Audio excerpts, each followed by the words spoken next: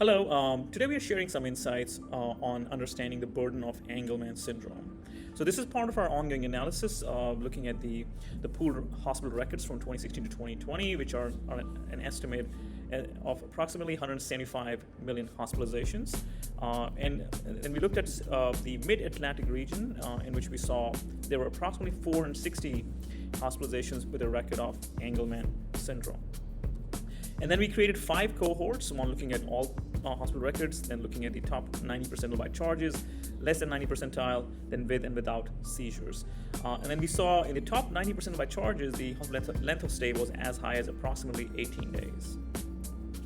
And in terms of charges, these top 90 percentile by charges patients, the mean charges were as high as approximately $346,000.